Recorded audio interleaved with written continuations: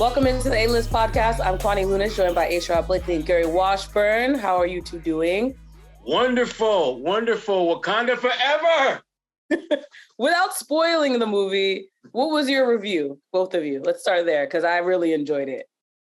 Long. Make sure you take a nap before you go to the movie, because it's ridiculously long. But for the most part, I liked it. I thought that there were certain elements of it that seemed a little bit like, I'm not really sure that's quite how this should go. But I'm not going to get into those specifics just because I don't want to spoil it for anyone. I will tell you that the ending is a little bit unexpected in a good way.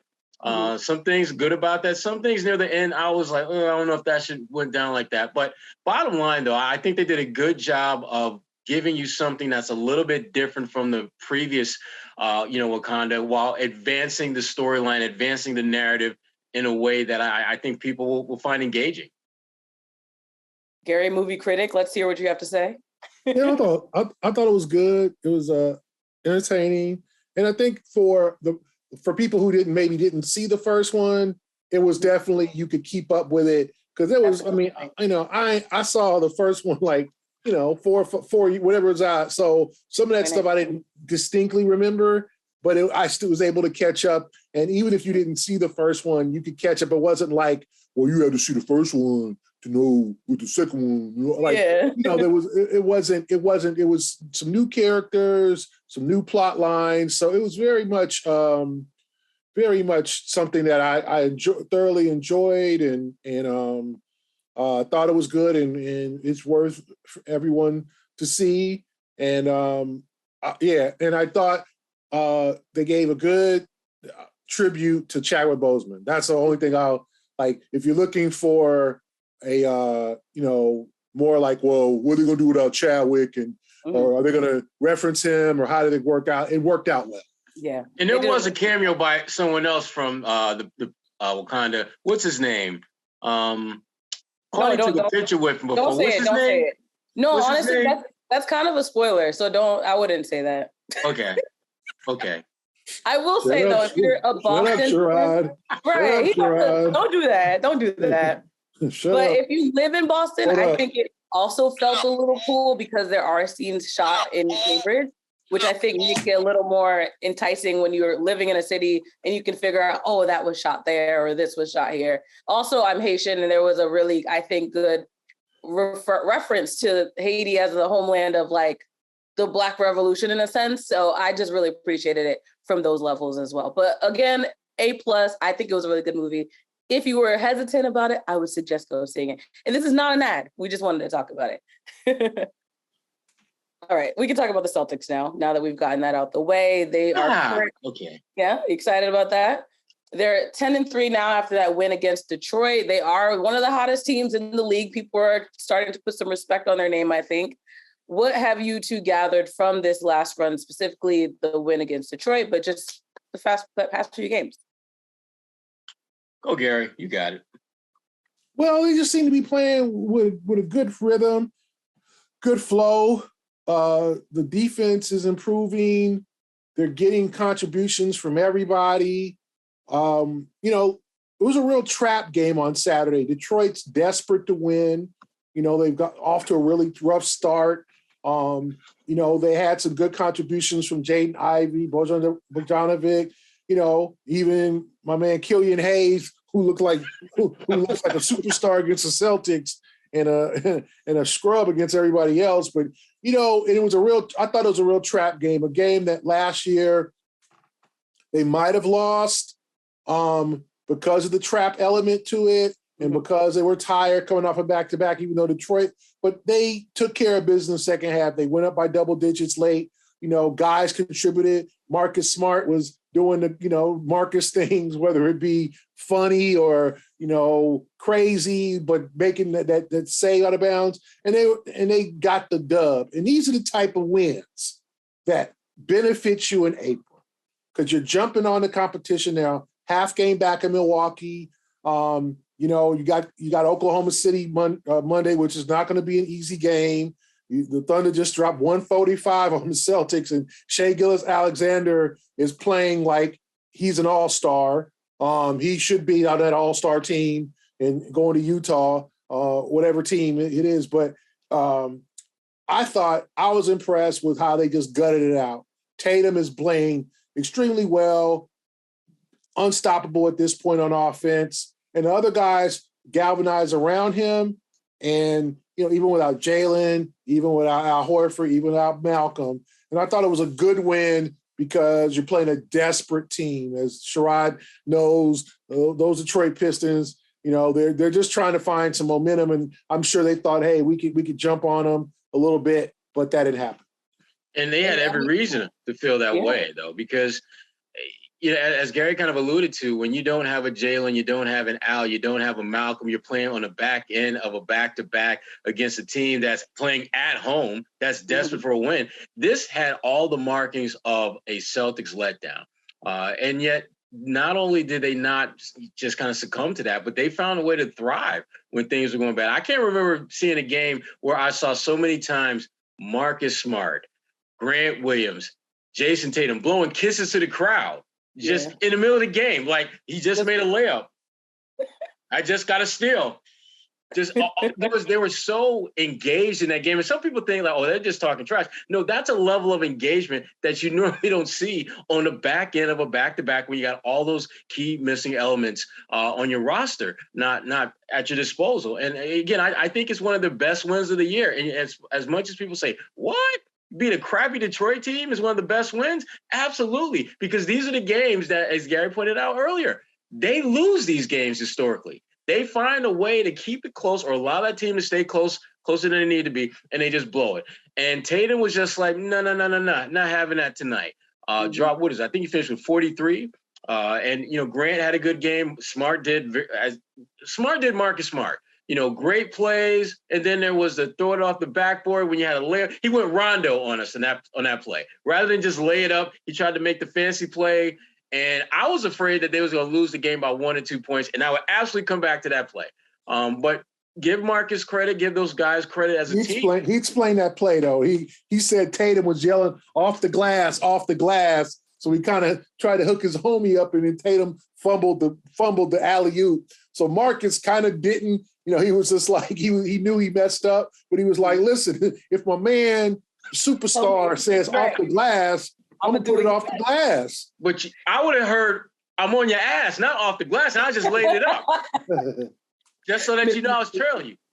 I get why he did that. It makes sense, but because it was so ridiculously choreographed. I'm like, come on, Marcus. But be honest, Gary, if he didn't explain, you'd have thought that would have been something that Marcus decided he was going to do. That's a typical Marcus move. Because it sounds like a Marcus play. It is. It sounds like a Marcus play. But and then they get the ball back, and Marcus like, okay, I'm gonna shoot a 3. Like, why, Marcus?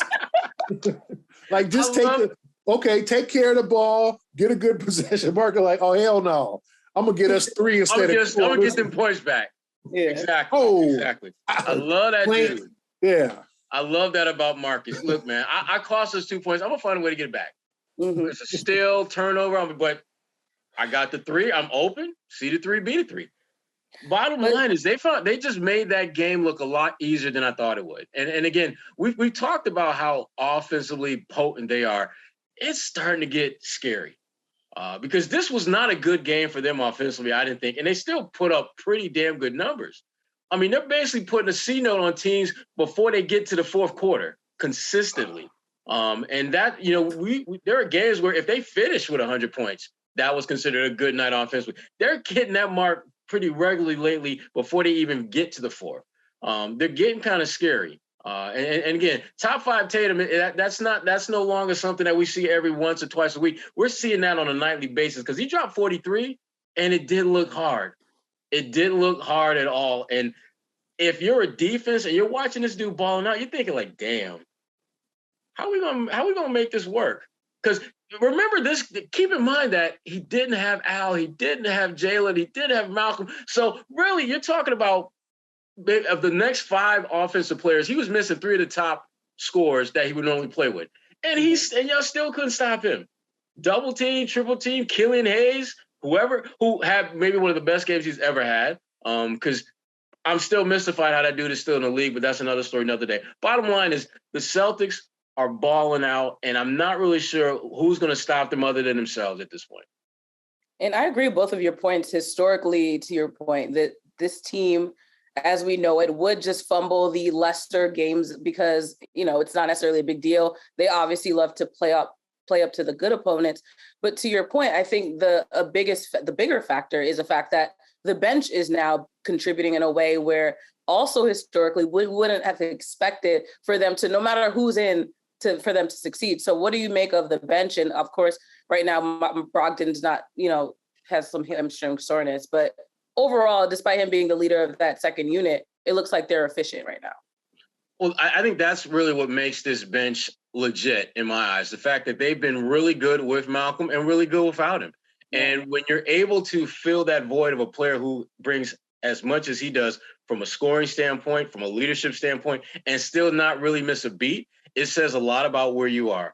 I thought one of the smarter moves that Joe Mazzula made was moving Derek White back to the bench and just slowing Grant and putting Grant in that starting lineup, because I think Derek is much more impactful with that second unit.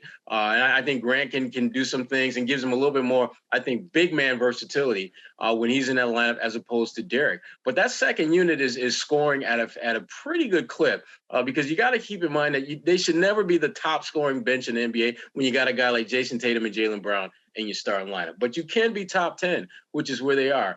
And the flip side of that is when you look at what other benches are doing when they're on the floor, they're not doing much at all. In fact, the Celtics give up the fewest bench points per game in the entire association. So when you're getting top 10 contributions offensively from your second unit and you're not giving up little to anything from opposing benches, your guys are going to have a chance to make a significant impact. Even when they dust cats off who've been at the end of the line, just chilling back, getting snacks, throw them in the lineup and they start feasting on people. Peyton Pritchard looking like a 5'10" Bill Russell out there getting all them damn offensive rebounds. There's no reason in the world that man should be getting 4 offensive rebounds in one game. But it's effort, it's focus, it's making an impact however you can do it. And they're getting that pretty much anyone and everyone they throw out there on the floor. Yeah, I think the bench is done well. I think people are fitting into their roles. I think people are fitting into the team element, the team system at this point. I think it's a positive thing if you're a Celtic fan that guys are starting to get really comfortable. And then I think it's a good thing in terms of a guy like a Peyton Pritchard who has sat most of the season. I'm sure he's not happy about that or whatever. And he could be going there and just try to launch a bunch of threes, but he's like, you know what?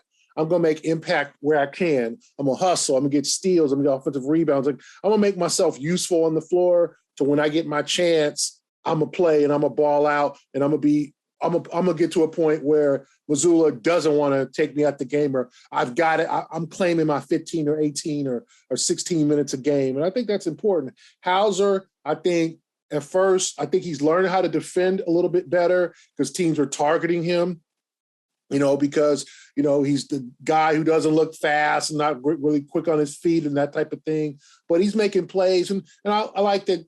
I like that Hauser's getting offensive rebounds, putbacks. Like, it's not only I'm in the game just to launch a bunch of threes. Now, he's a supreme shooter. He can, and he had some struggles in a couple of games, but he's also making other plays. And as I said, don't just be out there to shoot. Be out there to get that offensive rebound. Get that put back. Give your team an extra possession. So I think the little things are important. And I said, Grant back at the starting line. I think Derek White, I think he's a type of player who you don't want to put too much on his plate. Let Derek kind of do what he do. And I mean, shoot when he's open, attack the basket, but you don't want him doing too much. You don't need him to try to score 30. And I think the bench role is perfect for him because he's just asking to be, just asked to be, do what you do, Derek. And everybody's got confidence in you. No one's going to come down on you. No one's going to, if you miss a shot, hey, take the next one. And I think he's got his confidence there.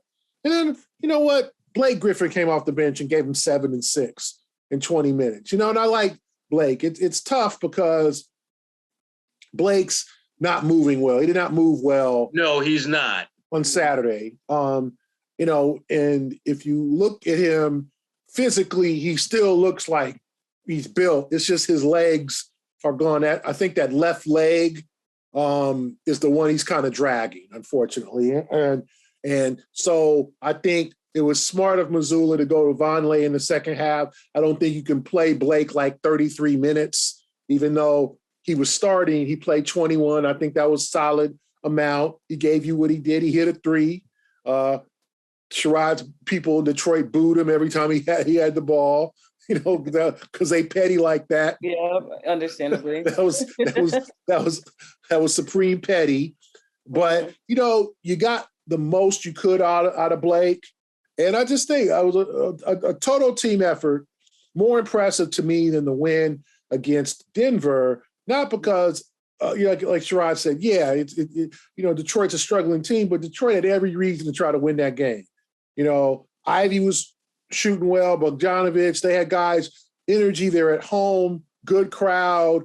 Like, they had every reason to try to steal a win, and they're desperate. I was talking with our friend Vinny Goodwill last night about just the state of the Pistons, and they're a team like they wanted to go and try to be like, Indiana's 6-6. Like, they wanted to be near 500 this year, right? And they're off to this slow start. And so every game is important. Every game counts. And so I think they felt like, listen, we catching Boston real vulnerable, and we can get them tonight. And I said, Ivy, it was funny. We can talk about that. Like, he went head to head with Tatum for about 2.5 quarters. And then the veteran, old man Tatum, all 24 years old, turned around and restored a little bit of order and showed who's the best player. So it was a career night for Ivy, but Tatum got him by 17 points. Exactly. It was vintage playground, game to 15. We playing cool up to 12, and these last 3 points, nah. Sorry, son. It's a wrap, and I'm going to show you why it's a wrap. In 3, 2, 1, it's over. That's what I love about Tatum now. It wasn't, a year ago, if not more recent, there were questions about his ability to lead and impact and just do all the things that the great players in the NBA in this day and age do. And Tatum's doing all that. It just took him longer than most people thought it should, which is kind of scary because he's 24 years old. I mean, it's not like this dude is like on the downside of his career and has finally figured out how to be an impact player. He still has, in theory, another 4 or 5 years before he's at his peak, which is kind of scary when you think about what he's able to do at this point and the ease at which he makes the game looks. But he's kind of getting back to that bench, and Tatum is a part of that because we've seen Tatum on the floor with a bunch of backups, and that unit has been pretty damn scary. Because Tatum, even though he's out there and he's kind of the focal point, because he's the focal point, it's allowing them more opportunities to get open and get shots at the rim that they otherwise wouldn't get if it was just 5 backups out there. So Tatum has found a way to not only impact the game in terms of what he does directly, but also what his presence does indirectly for those around him. And his defense, I'm going to just put it out there right now. Tatum is playing at a very high level defensively. You could make a case that, Marcus Smart is still Marcus Smart, but damn it, Tatum is not. The gap between what Tatum's doing defensively and what Marcus is doing defensively this year is not as wide as it's been in the past years. He's not there yet. About that? What's that? Didn't Marcus say something about that? How Tatum, if he wasn't on the team, he'd be the number 1 defender or something to that extent. I would agree with that. I think that Tatum has been the next best defender from top to bottom compared to Marcus. Not because of what he does in terms of steals, but his positional defense has been really good. Guys aren't beating him off the dribble, and when they do, he's able to disrupt them finishing at the rim. Tatum has figured out how to be an impact player at both ends of the floor. That's why he can have a 4 for 17 night now, and they can still win by 10 because he can find ways to contribute, whether it's rebounding, whether it's defense, contesting shots. He's figured out how to be the total package, which is exactly what the Celtics need if they're going to win a chip. Mm-hmm. But going back to the offense, obviously Jaylen wasn't in that Detroit game, but I've read a fun stat from StatMuse that said that the Celtics, well, specifically Jayson Tatum and Jaylen Brown, are the only 2 teammates in the NBA right now to have scored 300 points this season. And in that game, obviously when Jaylen did play in that Nuggets game, but would you say these two are like at this point looking like the best duo in the league offensively? Consistently. I think that's the thing that separates them from a lot. I think there are some other duos that on any given night can absolutely blow Jaylen and Jayson out the water. But I don't think there's been a duo that has been consistently elite in terms of scoring and in terms of both of their efficiency in scoring than Jayson and Jaylen. I mean, these guys are getting you 20-plus points a night, and they're doing it damn near shooting 50% from the field. Usually you'll get maybe combined numbers where guys can do that, where one guy's at 60, another at 40. But they're each shooting fairly high percentage, and they're not just layups. I mean, they're both showing the ability to be inside-outside scoring threats. So I would say from a elite consistency level, I would say they're the best duo right now because of the amount of points they're scoring and just the efficiency in which they're going out and getting buckets and what they're doing defensively. Yeah, I think I'm trying to think of other duos because obviously they broke McCollum and Lillard up. And, you know, did you just say broke McCollum? No, Lillard and McCollum. They broke them up. Yeah. I was about to say, you know, they're not. Like, damn. I'm like, I know McCollum likes to dabble in the cryptocurrency, but damn, G. What are you talking about? Never mind. Anyway, moving forward, because my man is Sherrod ain't been right since Syracuse on that 4-game losing streak.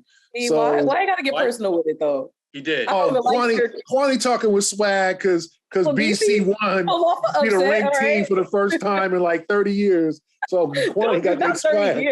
But we're not gonna talk about that comeback when they had over Detroit Mercy. Oh, can we stop? We got no more college sports. Make your point, Gary. Make your point. And we can't really include Kyrie and Durant in terms of they don't exist right now. Yeah. I'm trying to think. What about Curry and Clay?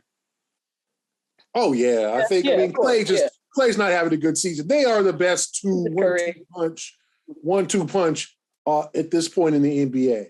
Yes, like you've got to account for both of them. You got to try to contain both of them. Both of them are playing at a high level. You know, Jaylen's had his ups and downs with some turnovers or whatever, but I think Jaylen's, you know, trying to fit in and get comfortable with what Mazzula's asking him. But yeah, like those two, let me remember, last year we were asking if they could play together and all that. Are they friends? Yeah. Bring them up.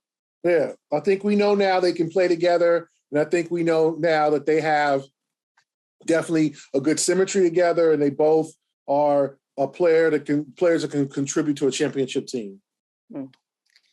Well said. I do want to note that Luke Kornet did leave that Knicks game for personal reasons. Congratulations to him because he is now the father of a child. It's an awkward way to put that. But that's why he was out for personal reasons, if anyone was wondering why he wasn't in that game. But and he's been balling ever since. He came back, right back, bounced back like nothing. Well, he didn't have the baby. Big Daddy Luke been balling. Well, you got a tech. Remember, you got a tech in Detroit for coming off the bench. Look, he got a chip on his shoulder now. Yeah, he's playing with an edge now. Right. Derek White got hit in the face, and it seemed like Luke wanted to come off the bench and like help him, and then he took a couple of steps, and the official, I think it was Rodney Mott, like just looked at him like, got you. Hey, that's that new father brotherhood they got right there, man. That new father brotherhood. Yeah, it's different. He's like, yo, don't you be coming after Hendricks daddy like that. I'm Luke Kornet. What? Exactly.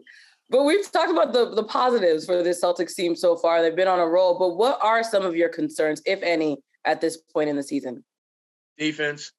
Yeah. I'm concerned only because it's the one glaring weakness I think that they've had this season. They're getting better, and there's no question that they are getting better, but they're still not where I would think they would be. And I certainly don't think they're where they thought they would be at that end of the floor now. But conversely, they're just light years ahead of where I think they felt they'd be offensively. So there's a balance between those two. I get that. But ultimately, you know, they're going to win games, a lot of games, because they can outscore teams. And they're very good at that. But when you talk about winning championships, you got to be able to defend. I mean, there's a reason why all those James Harden, Houston Rockets-led teams always flamed out in the playoffs. because they couldn't defend. They could get you buckets, but the game slows down significantly in the postseason, and you've got to have guys that can hold their own, can guard their yard, so to speak, as Marcus Smart likes to put it, when you get to the playoffs. And the Celtics aren't quite there yet, which is, for me, it's a good problem to have because it's not like you're asking them to go somewhere and do something that they haven't done before. And it's not like they don't have a lot of time. So I'm worried about it only from the standpoint I thought they would be a little bit better at that end of the floor, but nowhere close to being panicky about it. Because, again, they've got lots of time and they're still playing less than their best defensively and yet still finding ways to win and win convincingly. Mm. Yeah. I mean, I like the defense, the rebounding is a little off. And I'm a little concerned about the center position. Like, can you continue to get production out of Cornette, Vonleh, and Blake Griffin until Robert Williams comes back? Do you need a little bit more beef in the paint? Do you need another addition? I think we'll find that out. Because I just think they're going to have to face teams. Let's see what happens when they play teams like Milwaukee and teams that are quite honestly, bigger and stronger that can, rebound. Because I just think rebounding, they're getting better. They're trying to, keep guys off the offensive boards or whatever and get those defensive rebounds. But the bigs kind of concern me some because I just think the Blake Griffin signing, and I said I like Blake. I think he's a outstanding guy, good for the locker room. But I think you saw as best as you're going to get last night because unless in terms of his health, there's just some nights he just can't move as well. But I didn't like the way he was moving, and I think playing him 21 minutes was probably the most you're going to get out of him this season. So you're going to need something out of Vonleh. You're going to need something out of Luke Cornette.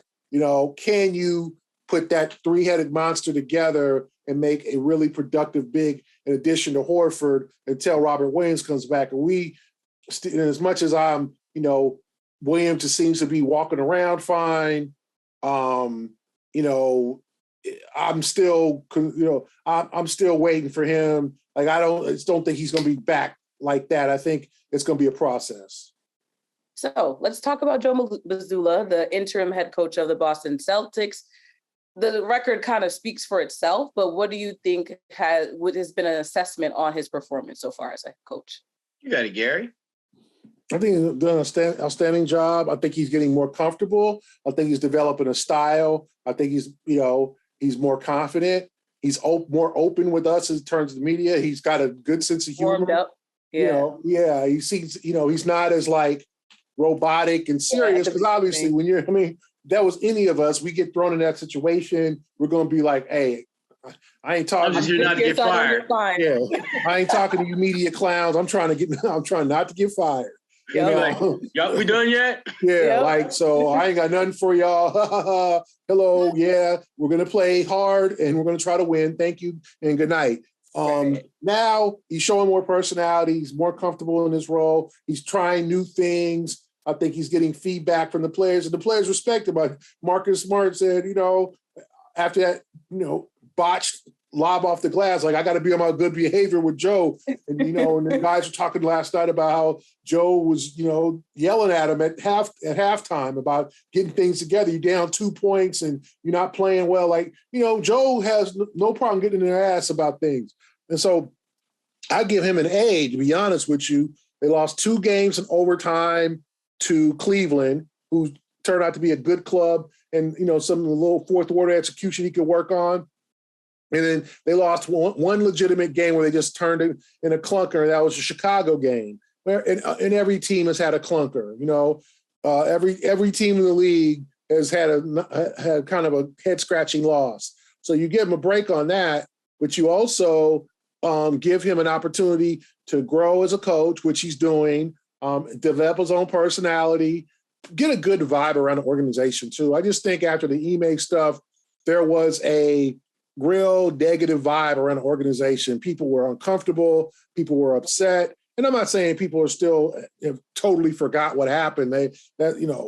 that's going to take a long time. But I think there's a more positive atmosphere around the Celtics, and that's because of Joe. Yeah, and to me, the biggest thing that he has been able to do is he has made all of what's happening right now with this team about him and the team.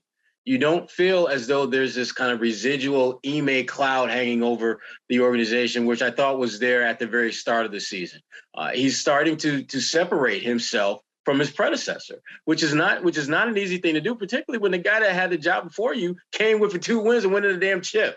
So it's not the easiest hand, to play that he was dealt. But I give Joe a tremendous amount of credit for how he's handled this and how, as Gary pointed out, he hasn't been, a stick in the mud. I mean, and you could easily understand, even if you're the most outgoing, vivacious, chatty person, to be a little bit more kind of play it close to the vest because, one, you're interim coach.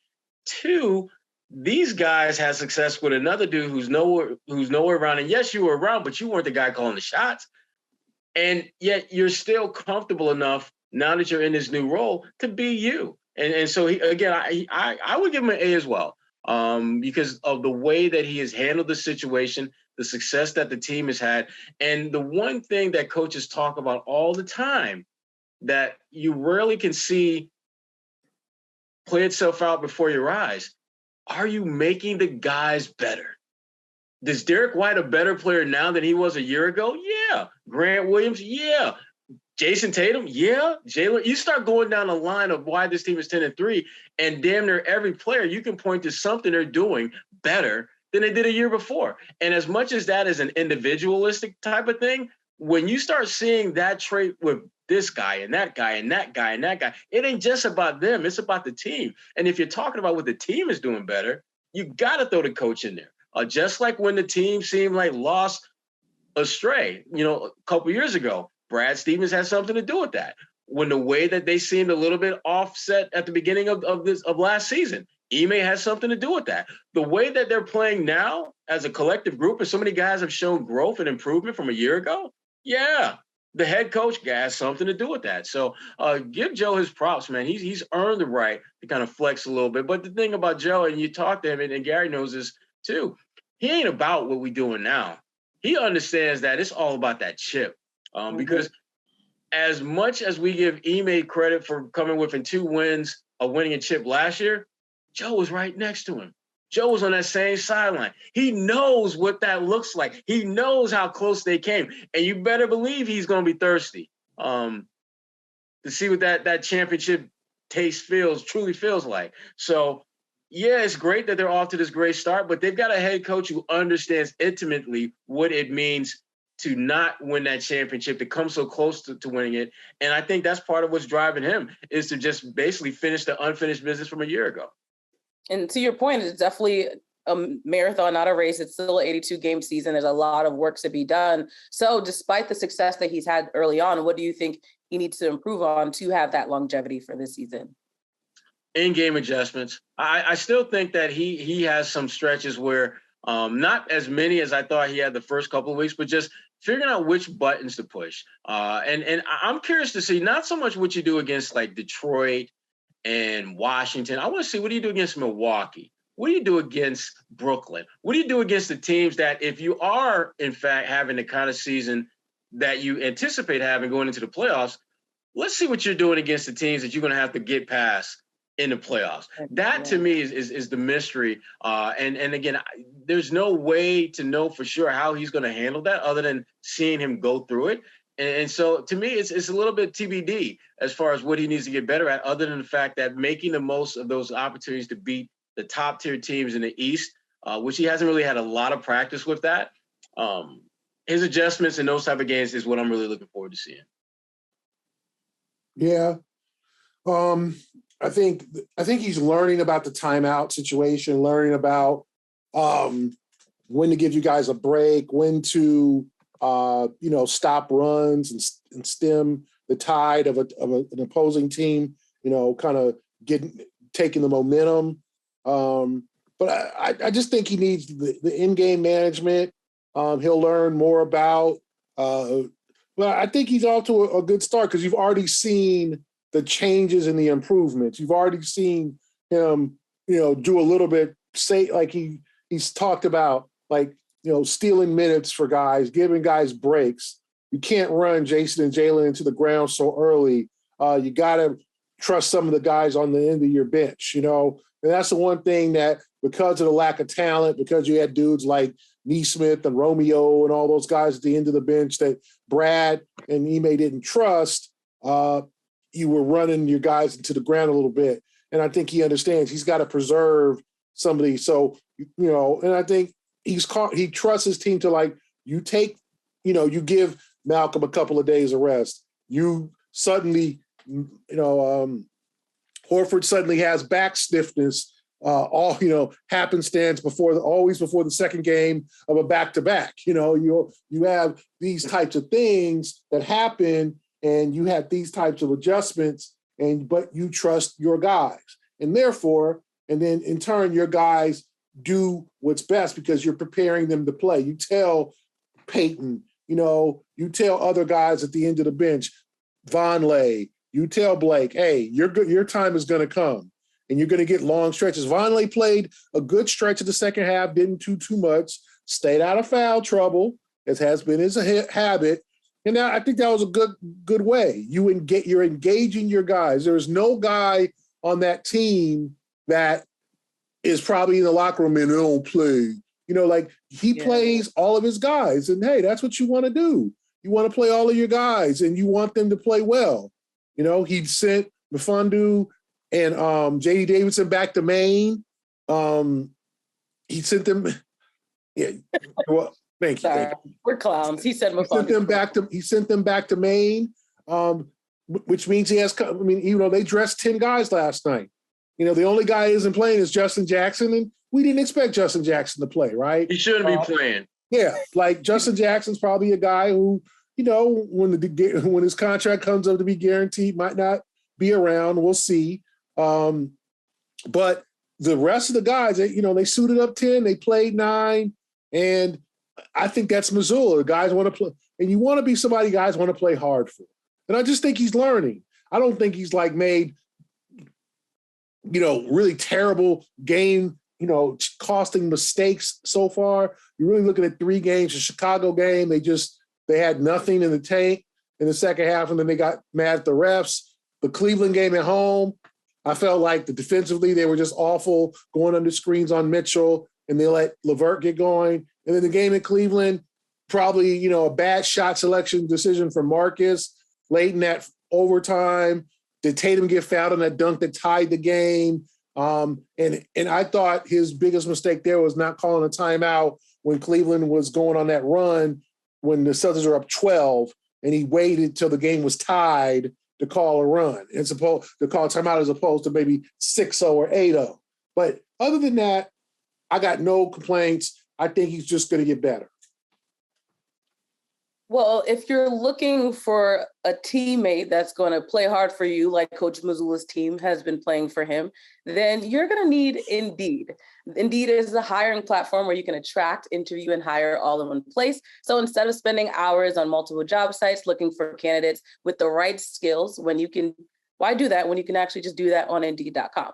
You can find the top talent fast with Indeed's suite of powerful hiring tools like Indeed Instant Match, assessment, and virtual interviews. So if you hate waiting, here's a fun fact. Indeed's US data shows that over 80% of Indeed employers find quality candidates whose resume on Indeed matches their job description the moment they sponsor a job. One of the big features that we mentioned is the screening and assessment. So Indeed actually helps star applicants shine before the interview with 135 graded assessment tests that they can take from cooking to coding. So you just plug in what you want them to be assessed for, and Indeed does all the work and makes sure that this person is really qualified for the job. They help you see their talents, abilities in a flash by adding any of those 135 graded assessment tests to your job post. Select for the skills that matter, and Indeed's instant assessment will help you pick from over 100 skill tests, and again, add them to the job post to make sure that this is the proper person for the job. Join over 3 million businesses worldwide using Indeed to hire great talent fast. Indeed knows when you're growing your own business, you have to make every dollar count. And that's why with Indeed, you only pay for quality candidates that match your must-have job requirements. Need to hire? You need Indeed. All you need to do is visit Indeed.com/A-list to start hiring right now. Again, that's Indeed.com/A-list. Need to hire? You need Indeed. Terms and conditions apply.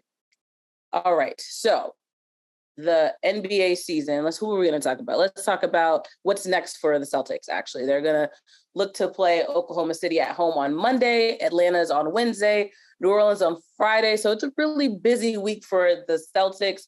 Which game are you two looking most forward to? Atlanta. One, because I'm shout out Lauren Williams.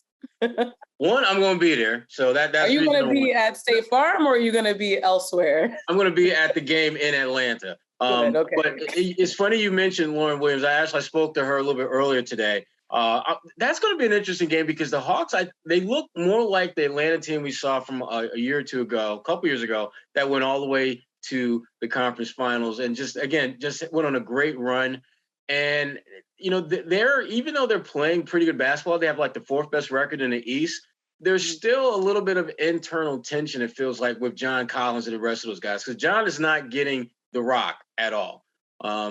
He has had 2 20-point games this year, and that was games 1 and 2.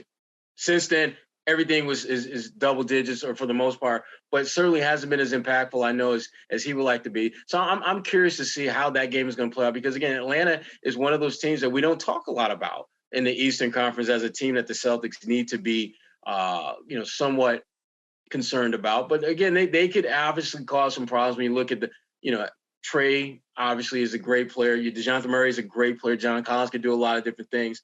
So that's a game I'm looking for. OKC, great talent, young, but talented, and that could be a problem. And I don't know what the hell to think about the Pelicans. There's a part of me that thinks that, man, they ready. And then there's another part of me thinking that at any moment now, big fella's gonna slow down. CJ Crypto McCollum ain't gonna be doing the damn thing. Crypto McCollum. And they're gonna have problems. So go ahead, Gary. Yikes. Gary, what say you? Turn your mic on first. There we go. On that note, let's move forward. I'm looking forward to the Pelicans game because it's always been a tricky game for the Celtics. They've had some real disastrous games there. I think they blew a 25-point lead a couple of years ago in Brad's last year, and they've had an awful time stopping Zion. Like, the big dude goes left. He's always going to go left. Join the club. But they don't. They've had trouble with him. So I'm interested to see how they do on this little trip, and then they go obviously to Chicago after that and play the Bulls for the third time. But I think that New Orleans game, and also Oklahoma City, like they got a lot of good young players. I mean, Alexander said playing like an all-star, Trey Mann, Josh Giddey, Luke Dort, like they got some dogs, and they're playing at that 500 level. They're not gonna, they might try to sneak into a play-in if they don't have Chet Holmgren, unfortunately, for the year, and that would have really helped. But they're playing like a team that's growing. And as I was talking with our friend Vinny Goodwill on Saturday, like references. Huh? That's 2 Vinny Goodwill references in one podcast. 2 Vinny references. Oklahoma City, that team, some of these teams are at the level that Detroit wants to get. Like, we don't want, I think people are like, hey, just something near 38 wins, near 500, competitive every night. And so I think that's the Thunder. The Thunder go into New York, and the Knicks score 48 points in the first quarter. So you think it's an easy Sunday afternoon, easy like Sunday morning, like Lionel Richie and the Commodores. I know that song for the record. You do know that song. Very good, Kwani. So I think the Knicks thought easy victory, and then they lose 145. The Thunder put up 145 points on the Knicks. So the Celtics better be careful. Like, this is another trap game. And I don't know if Jaylen will be back. We'll see. If Malcolm will be back, we'll see. I'm assuming Al will be back. And, but they better be careful against the Thunder, because the Thunder can come in there. I mean, they scored 145 and they were down, almost allowed 50 in the first quarter and still came back. So this is an organization that's growing. And that's the thing. The league is not easy anymore. There's not a bunch of cupcakes. Our friend Dan Shaughnessy calls them tomato cans. Like, there just isn't a bunch of tomato cans in the league anymore. Even Detroit can challenge you. Charlotte is struggling, but on a given night. Orlando, they beat Dallas. They got back-to-back wins. I mean, Orlando's getting better. So especially the East, Indiana's 500. Like, Washington, like, these teams are not. There's no more just, oh, we got this. So that makes the Celtics start even more impressive, because they came in and they put it on Denver. I thought that was a critical win against a good team from the West. Denver made a run at them, cut it to 2, down 6 at the end of the third. The Nuggets were, and you thought, okay, Jokic could take over and maybe put up 20 in the fourth, and he didn't. He struggled. I think he made 2 shots in the fourth quarter. The Celtics pull away, win by 19. They dominated the fourth quarter, so they're learning. But they also, as we've learned over the years, you can't take for granted some of these bad teams, or quote unquote bad teams, or the teams that are 500. So I'm looking forward to the Oklahoma City game, Atlanta. That'll be interesting, but New Orleans too. How do they respond to Zion? How do they respond to a day off in New Orleans, eating that good food down there, and then coming back and going to Chicago? So interesting week for the Celtics. All right, let's move to the West Coast and talk about these Lakers, because Lord knows what's going on. They're 2-10. LeBron is still listed as doubtful on their injury report. AD is probable on a day-to-day basis. What do you guys make of this season for LA? Because it is not good. I have mixed feelings about it, because part of me thinks it's an absolute joke, and from a comical sense of how bad they are. Okay, yeah. And how their front office actually thought this at some point had a chance of working. 5 years ago, yeah, absolutely. 2022, no shot. So that's the comical part to me. I feel bad for Darvin Ham, because this is his first head coaching gig. Ain't that your boy, Sherrod? Yeah, that's my boy, Gary. Okay. That's my dude. That's my guy. Ain't that your guy? I feel bad for him, because they said the good news is we give you the keys to the truck. The bad news is, this it's not a good car. The truck that you thought it was. We got leaky oil, we got leaky engine. There's just a lot of problems with that roster, and they don't have a clear pathway towards getting better. So again, the Lakers, they're done, because what they have and what they have right now intact is not going to get any better, and they don't have the type of pieces that you can break off and get something of significant impact that can reverse your fortunes quickly. And again, to me, their most tradable asset is, LeBron. Because Anthony Davis, I think, has more to offer, but you don't know what the street clothes is going to be playing, or whether he's going to be street clothes Anthony Davis. Because you know more about his wardrobe than what he does in terms of win shares for the Lakers, and that's never a good thing. So, and Russell Westbrook, they've been trying to move him forever and a day, and nobody's trying to take on that contract. So you can't move Russ. You probably can't move AD. And LeBron, you don't want to move him, because LeBron, even though he's not obviously the LeBron that we've come to know through the years, I still believe LeBron is a hell of a player. And I wouldn't even contemplate moving him, even though that might be the only shot that you have of significantly upgrading your roster. So translation, y'all screwed. Y'all ain't going nowhere. Shout out to my boy Matt Ryan for getting his shot to get some burn. Love to see that. But if you're talking about winning, no. That team is absolutely done. Done. Yikes. Like Uncle Junior ribs, after about an hour and a half on the grill, you get that smell, you like, yep, they done. Who's Uncle Junior? Okay. Sherrod, what are you talking about? Anyway, my goodness. Okay. No lie. the Lakers are just mismanaged. I mean, Rob Pelinka, it all depends on how you look at it. Was the Anthony Davis trade worth it? They won a championship. It was in the bubble. I was in the bubble. Those are real games. Well, it didn't count because it's in the bubble.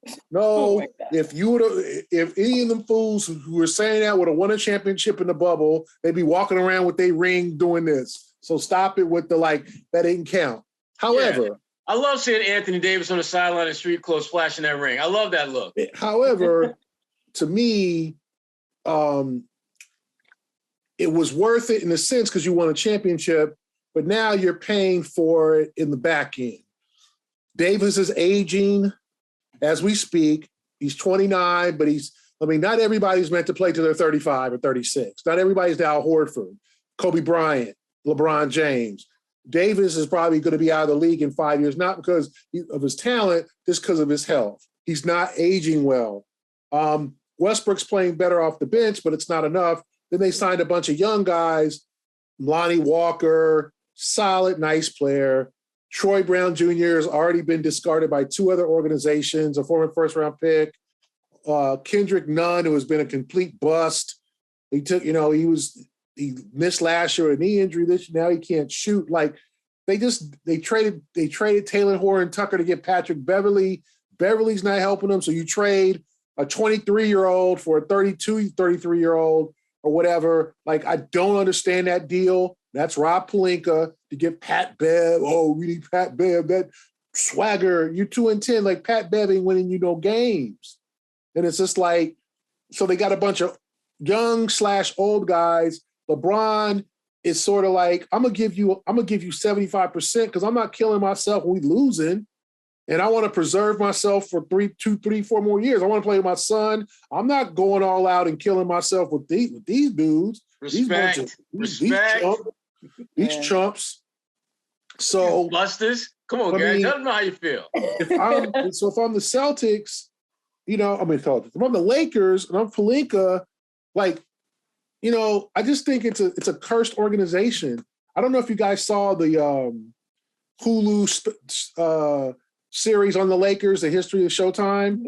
Yes. And it tried to make Jeannie Buss look like a sympathetic figure. I don't know. Did y'all agree with that? It tried to, Jeannie, they didn't have confidence that you could run the Lakers. Yeah, the way they started her story was very It was they had you trying to feel, you and Phil Jackson broke up. Oh, I feel so bad.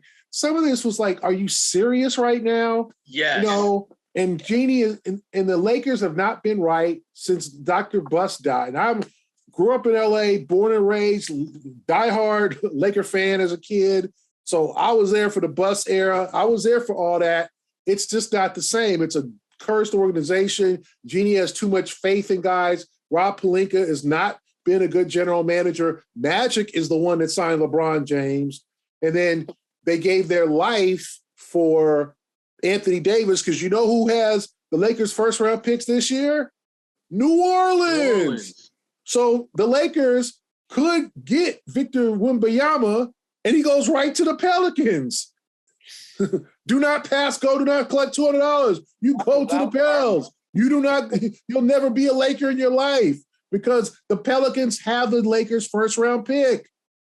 You still paying for Anthony Davis. It's like buying that car, Sherrod. You got, and the biggest payments are the last ones. You paying $100 a month, but in year six, you paying $700 a month. And then it goes from leasing to buying it outright, and then you get a new set of payments. Yeah, they still pay that Anthony Davis trade. They still paying it off. That's the payment. That's the trade that'll forever reap benefits for the Pelicans. So the Lakers are a mess, and there's nothing that they can do unless they want to make a major deal, and that's the one I'll make them competitive in the Western Conference to get Buddy Hield and Miles Turner and give up Westbrook. Westbrook's actually playing well, so they got to stick this out. And I'm sure if I'm LeBron, I'll come up with an injury, miss the second half of the season, and just look forward to 23-24 because you're already 2-10. That means for us math challenge folks, You win 8 games in a row and you still 500. Like, are the Lakers capable of winning 8 games in a row? Hell no. Are they capable of winning 2 or 3? Maybe. I mean, my whole thing, that's the thing. They beat Denver when Denver was terrible one night, and they came back and beat the Pelicans when Dyson Daniels missed 2 free throws that could have clinched the game, and then Matt Ryan, Sherrod's buddy, hit a 3-pointer at the buzzer to tie it and send it in overtime. Those are their 2 wins. Yeah, I remember that. And I said the LeBron mystique is just not there anymore, imposing him and AD. I think LeBron all-time great. I have him as number 2 behind MJ. Okay, but to me, he needs help, and it's not his fault. None of this is his fault. He's still a superior player, still a top 7, you would say 5. Some people by 5. I don't know about top 3, but because you got Giannis and Tatum and all these guys now.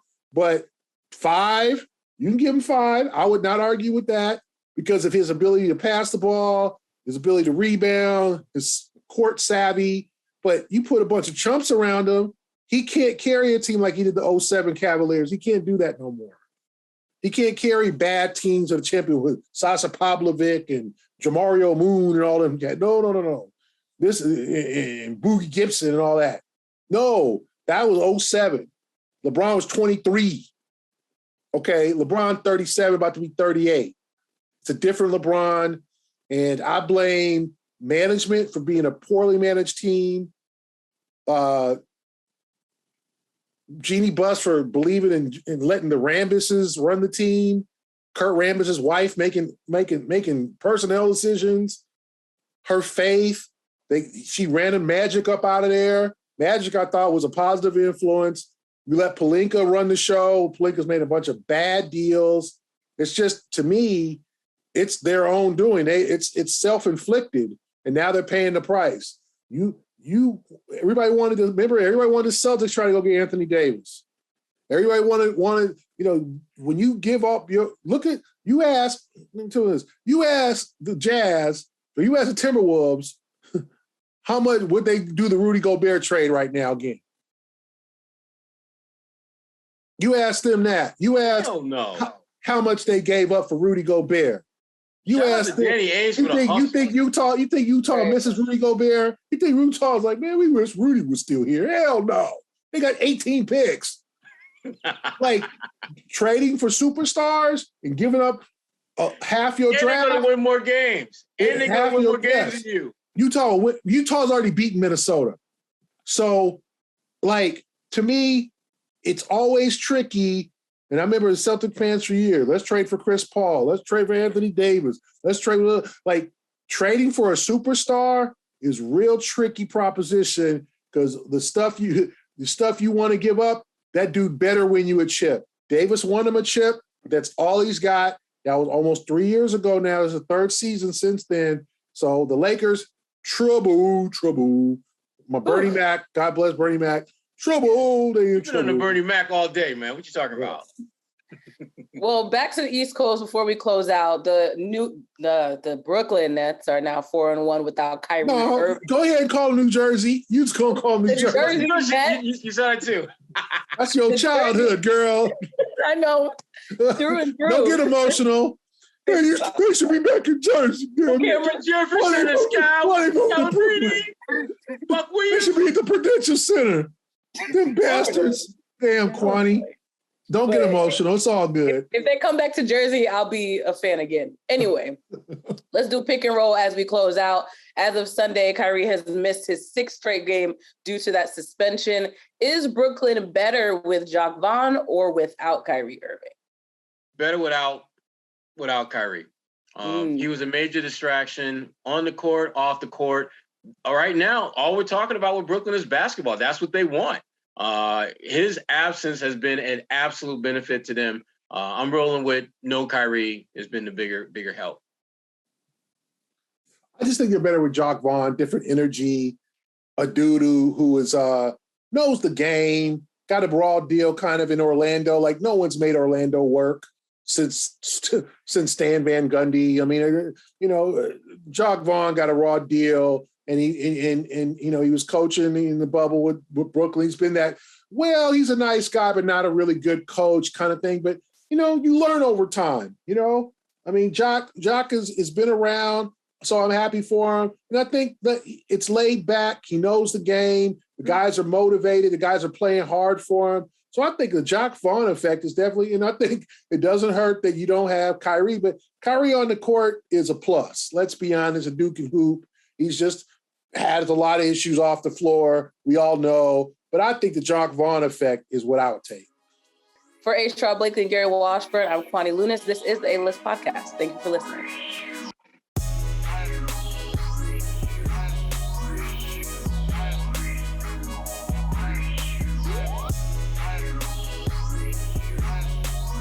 The A-List Podcast is powered by Indeed. Start hiring right now with a $75 sponsored job credit to upgrade your job post at Indeed.com/A-List.